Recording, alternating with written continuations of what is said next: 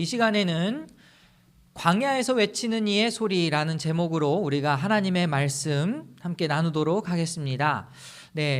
지난주부터 우리가 대림절을 시작했죠. 예수님의 오신 날을 기대하고 또 기다리는 날로서 지키는 우리 기독교의 절기예요. 물론 이렇게 대림절로 지키는 곳도 있고 아닌 곳도 있지만 저희 교회는 대림절로 지킵니다. 그래서 오늘 본문의 말씀도 아기 예수의 나심을 우리가 고대하는 마음으로, 기다리는 마음으로 우리가 함께 이 말씀을 들었으면 좋겠고요. 지난주에는 또 저희 가족 중에 확진자가 있어가지고 제가 말씀을 전하지 못했습니다. 그래서 오늘 대림절 첫 번째 주는 함께하지 못했고 두 번째 주로 지금 말씀을 나누게 되었어요. 오늘 말씀은 여러분 잘 아시는 세례 요한이 예수 그리스도의 그 오실 길을 예비하는 그 장면에 관한 이야기입니다. 아마 여러분 다 잘 아실 거예요. 그런데 우리가 평소에 아는 본문이다 할지라도 또 디테일하게 보는 시간은 또 부족했을 것 같아서 우리 한번 말씀을 보겠습니다. 1절부터 보시면 디베료 황제가 왕위에 오른 지 15째 해에 라고 하면서 시작을 하고 있죠. 1절 보시면은 여러 가지 막 사람들 이름도 써 있고 지역도 써 있고 그렇습니다. 여기에는 두 가지 의미가 있어요. 첫 번째는 뭐냐면은 여러분 지금 예수님께서 이 땅에 2000년 전에 역사적으로 실제로 존재하셨던 분이라는 거 다 믿으시죠? 네, 다 믿으시죠? 당연히 다 믿으시니까 아마 이 자리에 계실 것 같습니다. 그런데 요즘 이제 과학이 많이 발달할수록 이제 예수님의 역사성에 대해서 많이 의심을 받곤 하죠. 그래서 어떤 사람들은 예수님이 마치 가상의 인물인 것 정도로 간주를 하기도 하고요. 어떤 사람은 이제 예수님을 그냥 사람 중에 한 명 정도로 생각을 하기도 합니다. 그래서 이제 세례 요한이 운동을 일으킨 다음에, 그러니까 유대인들 사이에서 어떤 운동을 일으킨 다음에 이제 예수님도 그거에 이어서 계속해서 예수 운동을 일으킨 어떤 그런 한 존재로 여기기도 합니다. 그러나 우리들은 이 구약의 선지자들을 통해서 또 구약 성경 전체를 통해서 예언된 메시아 그리스도가 바로 예수님이시다라는 것을 믿으시죠? 네, 지금 이 3장 1절과 2절의 기능은 바로 역사적으로 예수님께서 실제 인물이었다라는 것을 증명해주는 하나의 도구로 써 있습니다. 디베료 황제가 왕위에 오른 지 15째 해라는 것은 실제로 역사 속에서 보면 기원 후 28년, 29년 정도 시기에 있었던 일이다라는 것을 이야기해주고 있어요. 근데 우리가 이제 그 그 당시 로마 제국의 상황을 잘 모르니까 여기 간략하게 말씀드리면 황제도 있었고 빌라도 총독도 있었고 그리고 지역 세 개를 나누어서 분봉왕이 3명이 관할을 하고 있었다. 이 정도로 여러분이 그냥 간단하게 생각을 하시면 되겠습니다. 디테일한 것을 여러분이 깊이 연구하셔도 되겠지만 그 당시 역사적 정황과 딱 들어맞는 이야기구나 정도로만 이해하셔도 오늘 본문 충분히 이해할 수 있어요. 1절은 그래서 지금 로마 제국의 정치적 상황이 어떠했다라는 것을 간략하게 보여주고 있는 거고요. 그리고 2절을 보시면은 또 뭐라고 나와 있습니까? 안나스와 가야바가 대제사장으로 있을 때에 또 이렇게 시작하고 있죠. 이것은 유대 민족의 정치적 상황 또는 종교적 상황을 이야기한다라고 여러분 생각하실 수 있습니다. 여러분 대제사장은 사실 그 당시에는 한 명밖에 없어야 정상인데 어떤 이유에서인지 분명하지는 않아요. 그런데 안나스라는 사람과 가야바라는 사람이 동시에 대제사장으로 있었다 라고 지금 기록이 되어 있습니다. 이 두 사람의 관계는요, 요한복음 18장 12절과 13절을 보면 나와 있어요. 예수님을 신문하는 그 과정에서 등장하는데요. 이 요한복음 18장 12절부터 보시면 로마 군대 병정들과 그 부대장과 유대 사람들이 사람들의 성전 경비병들이 예수를 잡아 묶어서 먼저 안나스에게로 끌고 갔다 하면서 안나스가 등장하죠. 안나스는 그 해의 대제사장인 가야바의 장인인데 이렇게 되고 있습니다.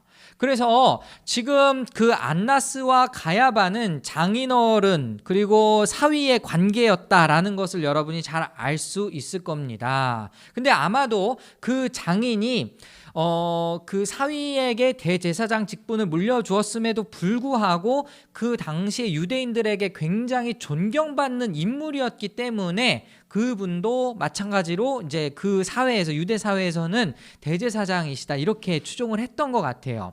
그래서 지금 대제사장의 이름이 2명이 들어가 있는 겁니다. 근데 이제 2절 후반절 보시면 하나님의 말씀이 광야에 있는 사가랴의 아들 요한에게 내렸다라고 나와 있죠. 자, 이걸 보면 여러분 혹시 어떤 생각이 드십니까? 그냥 우리가 구약 시대를 배경으로 생각하지 않고 그냥 딱 읽어보면은 이 시대 로마에서는 이런 시대였고 그리고 유대 사회에서는 이런 시대였는데 그때 세례 요한이 등장했구나 정도로 생각할 수 있는데 지금 이 성경의 저자인 누가는요 의도적으로 어떤 형식을 빌려왔어요. 그게 어떤 형식일까? 바로 구약의 선지자들을 소개할 때 나오는 형식을 그대로 가지고 온 겁니다. 예를 들어서 한번 보실까요? 예레미야 1장 2절 한번 보시겠습니다. 예레미야 1장 2절을 보면 아몬의 아들 요시야가 유다 왕이 되어 다스린 지 13년 되었을 때에 그 당시의 역사적 정황이 쫙 나오고 그 다음에 주님께서 예레미야에게 말씀하셨다. 주님의 말씀이 예레미야에게 임하셨다. 뭐 이런 말이 나오지 않습니까? 지금 제가 여러분한테 예레미야서만 예를 들어서 말씀드렸지만 사실은 구약 성경에 나와 있는 대부분의 예언자들이 이렇게 소개가 되고 있습니다. 선지자들이 그렇게 소개가 되고 있습니다. 그죠? 여러분 우리가 지금 말씀 읽고 있는 호세아서 아모스서 그 선지자들을 봐도 다 이렇게 어떤 시대에 누구에게 하나님의 말씀이 임했다 마치 공식처럼 등장한단 말이에요. 그러면은 지금 세례 요한도 역시 마찬가지로 그 공식 그대로 소개가 되고 있다 이렇게 볼 수 있죠. 로마 제국이 이런 시대고 유다 민족이 이런 시대였던 그때에 하나님의 말씀이 세례 요한에게 임했다라는 것은 이 세례 요한이 구약의 선지자와 똑같은 선지자였다라는 것을 보여주고 있습니다. 아시겠죠? 그러니까 1절과 2절을 정리해서 말씀드리자면 실제 역사적으로 있었던 사건이었다라는 것을 이야기함과 동시에 뭐라고요? 세례 요한이 구약 성경의 마지막 선지자였다라는 것을 이야기하고 있습니다. 이것을 더 정확하게 우리가 알려면요.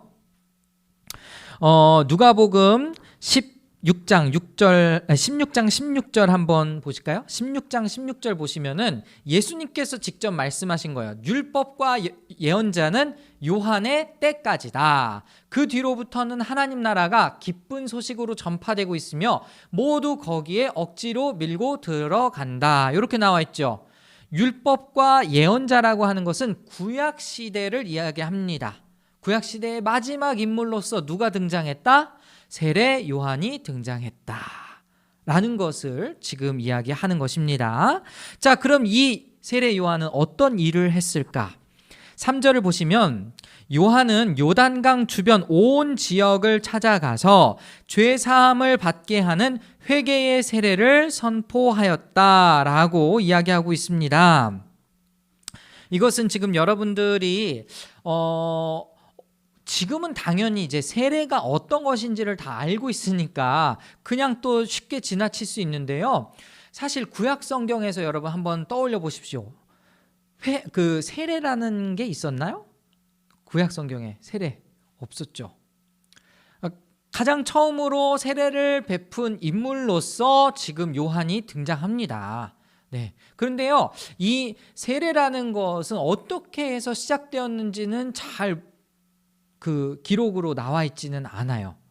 사실은 그 예언서들이 다 끝난 다음에 한 400년가량의 그 암흑기, 정말 어떤 예언자들도 등장하지 않고 어떤 기록도 있지 않은 그때에 이 세례라는 제도가 나왔을 것이다 라고 생각이 되는데, 이 세례의 어원은 그냥 물에 깊이 빠져들었다가 또 나오는 겁니다. 그래서 요단강에서 세례를 줬다라고 하면은 그 요단강에 깊숙이 이렇게 잠겼다가 나오는 것, 그것을 의미를 하겠죠. 그래서 그 어원하고 잘 생각을 해봐야 되는데, 오늘날 우리는 이제 뭐 침례교를 제외하고는 사실은 물 속에 완전히 다 빠지지는 않죠. 그러나 의미는 같습니다.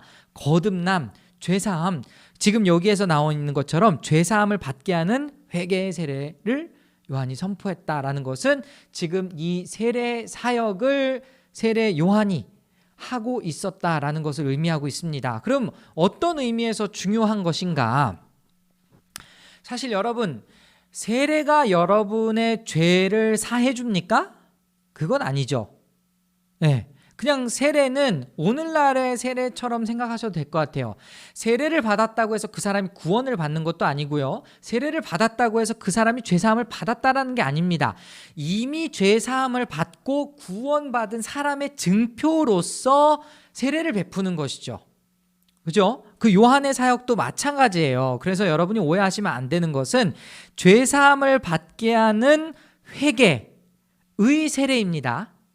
무슨 말인지 이해하셨죠? 죄사함을 받게 하는 회개의 세례가 아니고 죄사함을 받게 하는 회개, 그것을 보증하는 증표로 하는 세례를 지금 세례 요한이 베풀고 있었다라는 거예요. 그럼 왜 또 세례를 베풀었을까 생각하면은 4절부터 이렇게 나와 있습니다. 그것은 이사야의 예언서에 적혀 있는 대로였다. 광야에서 외치는 이의 소리가 있다. 너희는 주님의 길을 예비하고 그 길을 곧게 하여라. 모든 골짜기는 메우고 모든 산과 언덕은 평평하게 하고 굽은 것은 곧게 하고 험한 길은 평탄하게 해야 할 것이니 모든 사람이 하나님의 구원을 보게 될 것이다. 자, 세례를 베푸는 요한의 목적이 지금 여기 나와 있습니다. 지금 4절과 5절과 6절은 이사야서 40장 3절에서 5절까지의 말씀을 그대로 인용을 한 겁니다. 그런데요, 여러분, 지금 이 말씀을 인용하는 것도 또 하나의 두 가지 정도의 의미를 가지고 있습니다. 하나는 지금 이 세례 요한의 등장을 통해서 누가 곧 오실 것이다라는 알림이에요. 메시아, 왕이 곧 등장할 것이다 라고 하는 그 알림의 의미를 가지고 있었습니다. 왜냐? 이사야 선지자가 이사야 40장에서 이미 예언할 그때에는 막 정말 그 바벨론의 포로가 된 이스라엘 백성들이 정말 억압을 받고 고난을 받고 이러던 시기였어요. 근데 이사야서가 전체 66장까지 되어 있는데 39장하고 40장부터 분위기가 확 달라집니다. 40장부터는 갑자기 이제 회복의 목소리가 막 등장합니다. 위로하라, 내 백성을 위로하라, 이렇게 지금 이사야서 40장에서 시작하고 있거든요. 그들이 받을 모든 그 죄의 대가를 다 치르고 이제는 하나님께서 보내실 어떤 한 존재를 통해서 새로운 세상이 올 것이다 라는 것을 지금 이사야 선지자가 예언을 했던 거예요. 그래서 그것을 준비하는 자로서 세례 요한이 등장하게 된 겁니다. 그러면은 세례 요한의 등장은 말씀의 성취와 더불어서 그 성취 속에 어떤 게 있죠? 메시아가 오실 것이다라는 그 구체적인 메시지가 실현되고 있다라는 것을 우리에게 알려주고 있는 거죠. 그렇죠? 그래서 이 광야에서 외치는 이의 소리가 바로 세례 요한이 증거하는 이 회개의 선포를 하는 그 모습이고요. 그리고 그 메시지는 어떻게 되어 있느냐? 너희는 주님의 길을 예비하라. 왜 예비를 해야 될까요? 자, 우리가 이따가도 잠깐 살펴보겠지만 예수님께서 이 땅에 오신 목적은 무엇일까? 마태복음 21장을 보면 예수님의 이름을 지을 때 그 마태복음 21장에 그렇게 나와 있어요. 아기의 이름을 예수라 하라. 이는 그가 자기 백성을 죄에서 구원하게 할 것이다. 이렇게 지금 이야기하거든요.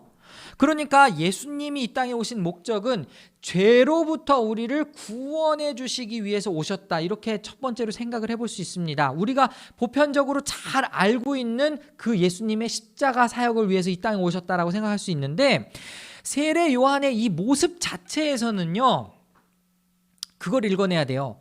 아, 왕이 오시는구나.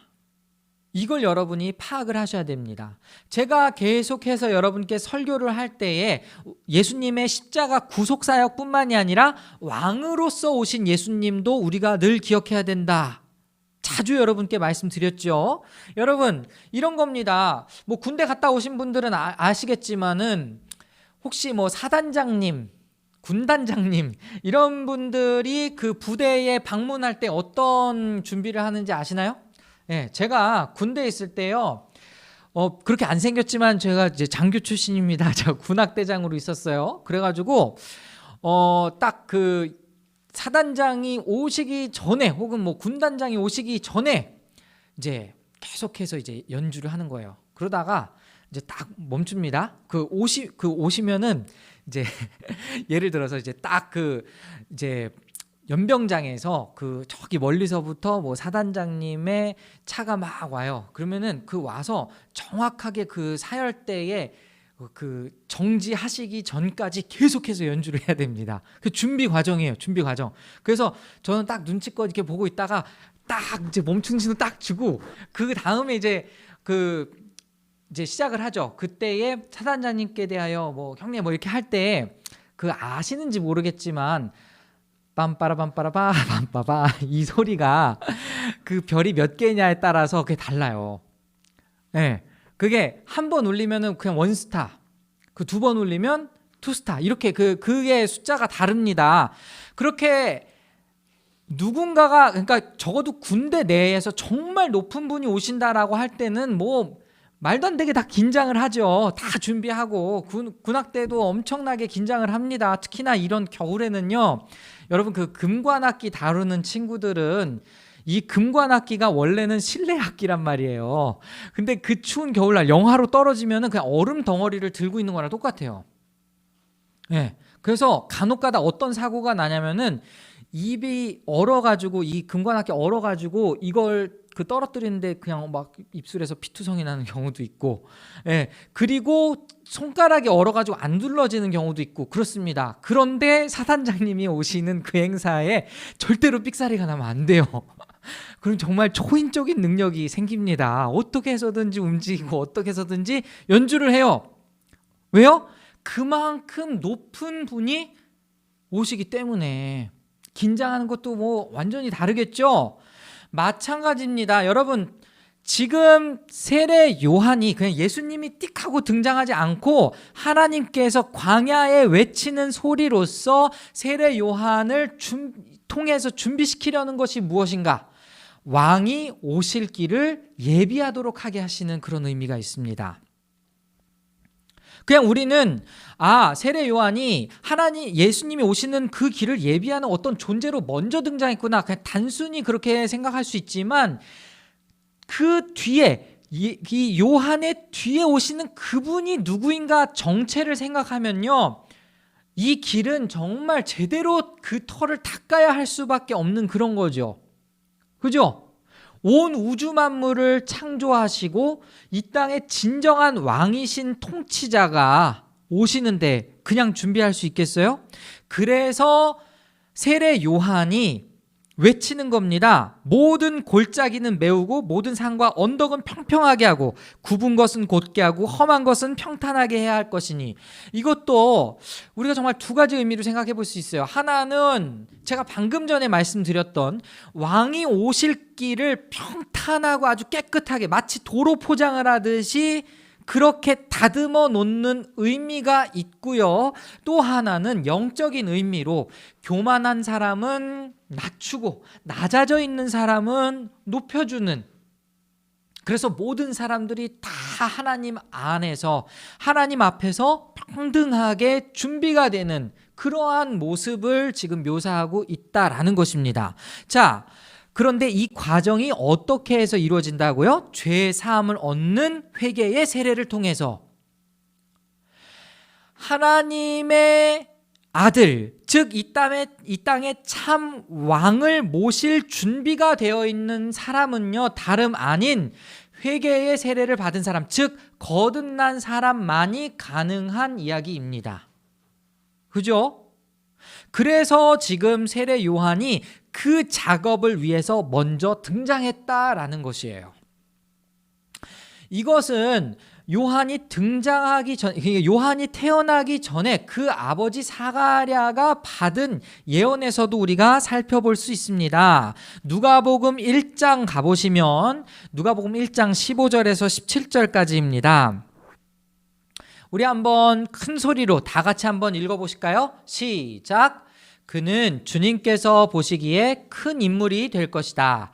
그는 포도주와 독한 술을 입에 대지 않을 것이요 어머니 뱃속에 있을 때부터 성령을 충만하게 받을 것이며 이스라엘 자손 가운데서 많은 사람을 그들의 주 하나님께로 돌아오게 할 것이다. 그는 또한 엘리야의 심령과 능력을 가지고 주님보다 앞서 와서 부모의 마음을 자녀에게로 돌아오게 하고 거역하는 자들을 의인의 지혜의 길로 돌아서게 해서 주님을 맞이할 준비가 된 백성을 마련할 것이다. 자, 마지막 문장 한번 다시. 주님을 맞이할 준비가 된 백성을 마련할 것이다. 이게 지금 세례 요한의 주 사역인 것이죠.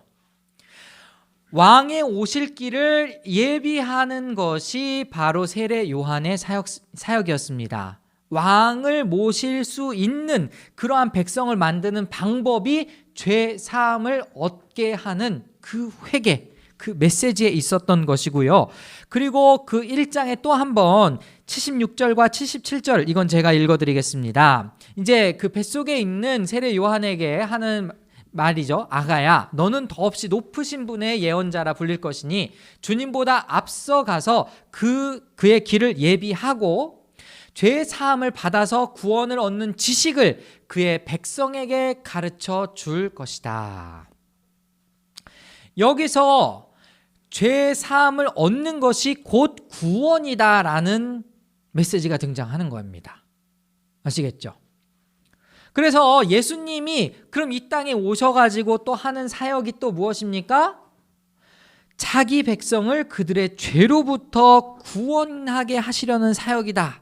제가 말씀드렸죠.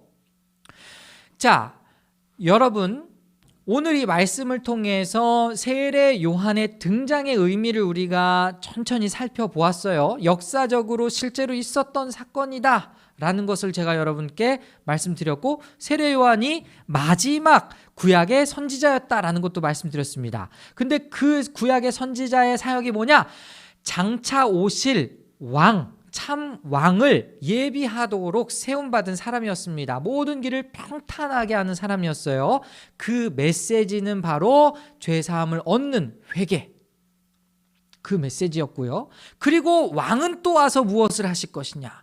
왕은 와서 역시 그 메시지를 이어서 자기 백성들을 죄로부터 구원 얻게 하시려고 그 사역을 완성하신다 라고 여러분 생각하시면 정리가 되시겠죠? 이게 오늘 우리에게 무슨 의미가 있을까? 이게 오늘 우리에게 무슨 의미가 있을까? 이제 우리가 정말 고민해야 될 지점이 바로 여기 있습니다.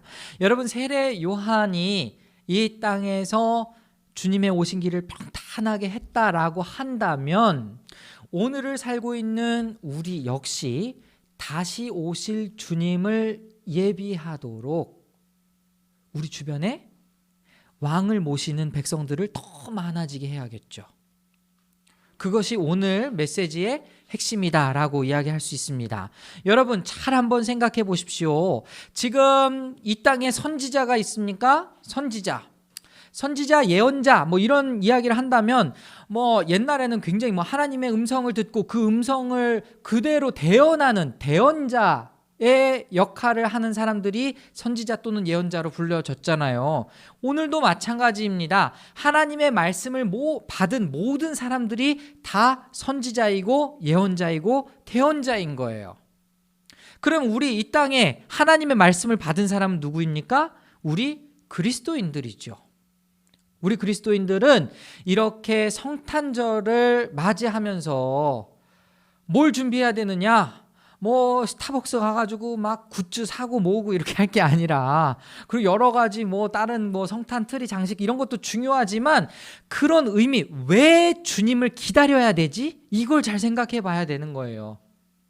왜 아기 예수로 오신 그 주님을 우리가 기념하면서 기뻐하고 감사해야 되지? 이걸 우리가 생각을 해봐야 한다라는 것입니다.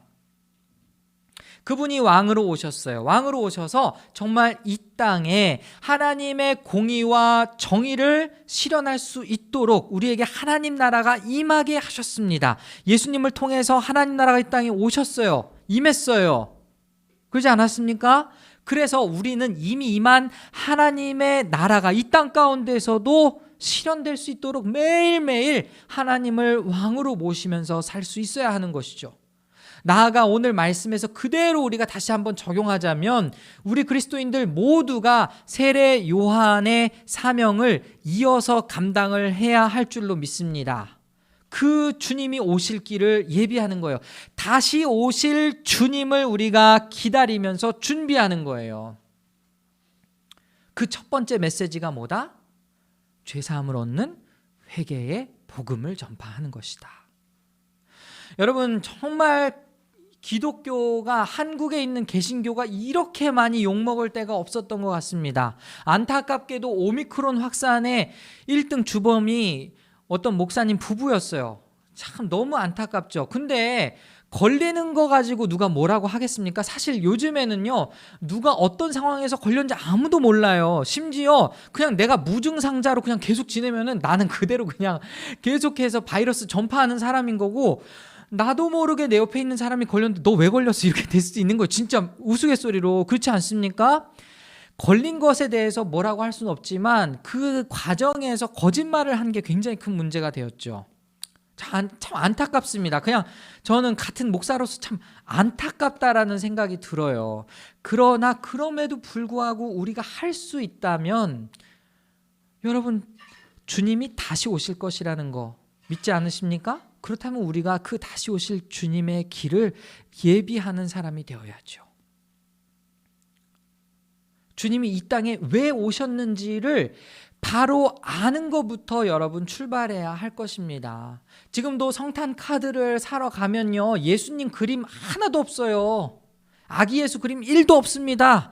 다 산타 할아버지, 루돌프 사슴코, 뭐 그냥 선물 꾸러미, 아니면은 그냥 트리, 이거밖에 없어요. 그러나 예수 그리스도께서 이 땅에 오신 진정한 목적은 무엇인가? 우리가 먼저 알아야죠. 적어도 우리라도 먼저 제대로 알고 그것을 전해야죠.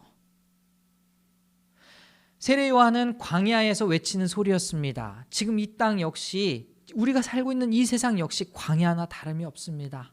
너무 막막한 곳이에요. 너무 삭막한 곳이에요.